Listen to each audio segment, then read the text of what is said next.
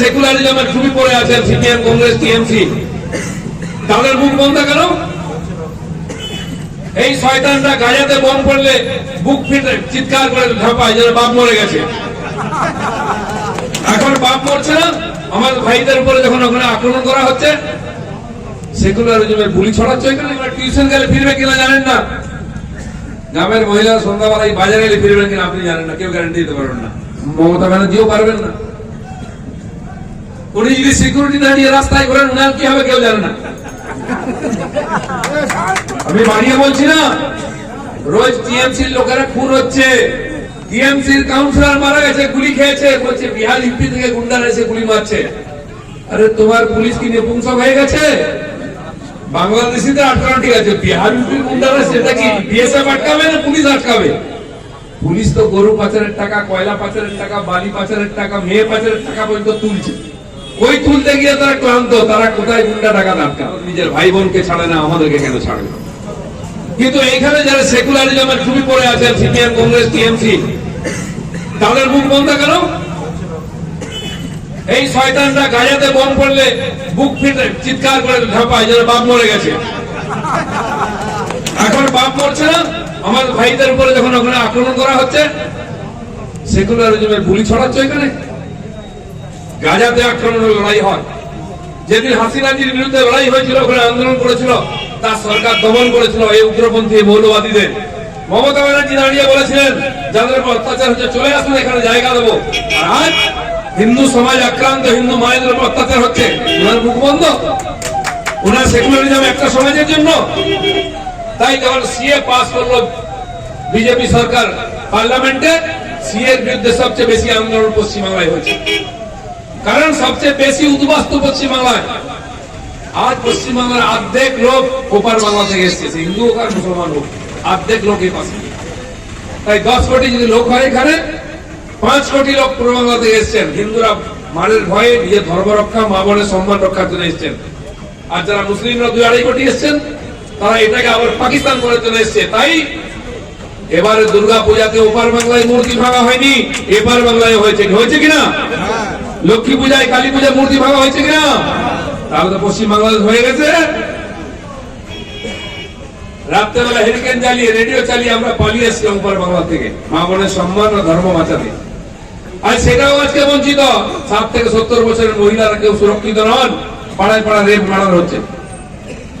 আপনার মেয়ে স্কুলে গেলে ফিরবে কিনা আপনি জানেন না, সন্ধ্যাবেলা টিউশন গেলে ফিরবে কিনা জানেন না, গ্রামের মহিলা সন্ধ্যাবেলায় বাজারে গেলে ফিরবেন কিনা আপনি জানেন না, কেউ গ্যারান্টি দিতে পারবেন না, মমতা ব্যানার্জিও পারবেন না। উনি যদি সিকিউরিটি দাঁড়িয়ে রাস্তায় ঘোরেন উনার কি হবে কেউ জানে না। আমি বাড়িয়ে বলছি না, রোজ টিএমসির লোকেরা খুন হচ্ছে।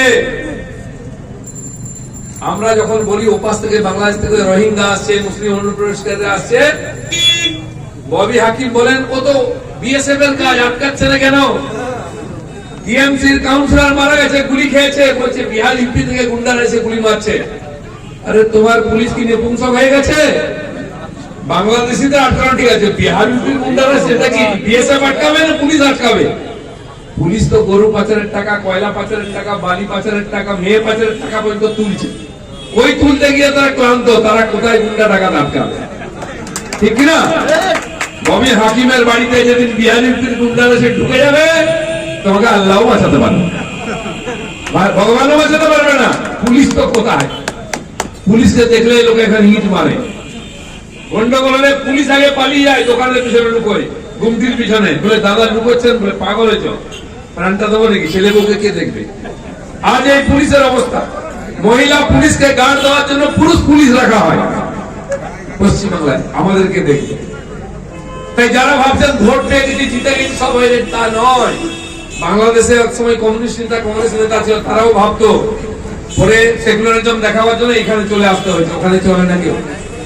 তাই যে হিন্দুরা ওখানে আছেন, তাদের পিতৃপুরুষের ভূমি, তাদের পরিশ্রম তপস্যার জন্য তারা ওখানে আছেন, কারো দয়ায় নয়, এবং তারা ওখানেই থাকবে। আমি বলে দিচ্ছি, যতদিন বাংলাদেশ থাকবে ততদিন ওই হিন্দুরা ওখানেই থাকবে, নাহলে আমরাও দেখে নেবো, আমরা এই পাশে আছি। বন্ধুত্ব ততদিন, ভালোবাসা ততদিন, যতদিন আমার ভাই বোনেরা, মায়েরা, বোনেরা ওখানে সুরক্ষিত থাকবে। না ইসরায়েল করতে পারে যেটা সেটা আমরাও পারি। সরকার তার কাজ করছে করুক, কিন্তু জনতা আমরা আমাদের ভাই বোনদের গায়ে হাত পড়ছে, ধর্মে হাত পড়ছে, আমরা দুই হাতে বেঁধে পড়ে থাকবো না, আমাদের হাত খোলা হবে।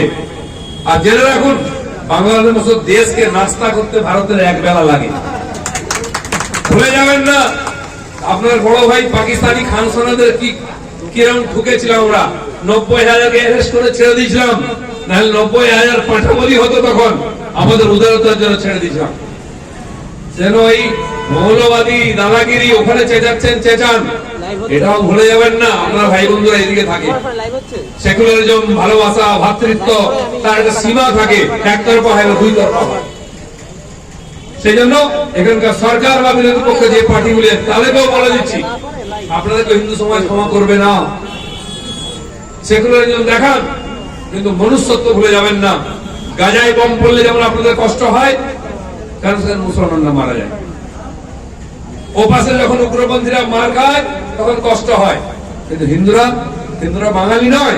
মমতা ব্যানার্জি কথায় কথায় বাঙালি বাঙালি বলেন, ও পাশে বাংলার হিন্দুরা বাঙালি নয়।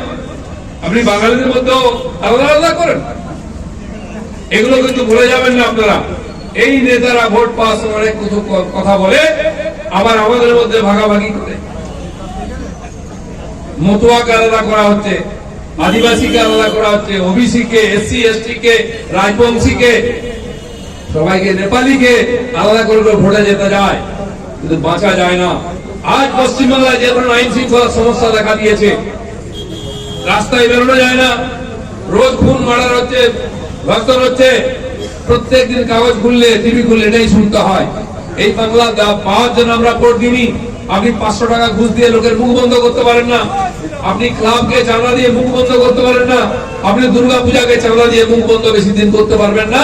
একদিন মুখ খুলবে সবাই, মুখও খুলবে না, রাজনৈতিক পরিবর্তন করবে, সেই দিন এগিয়ে আসছে। আমরা পশ্চিমবাংলার সঙ্গে আছি।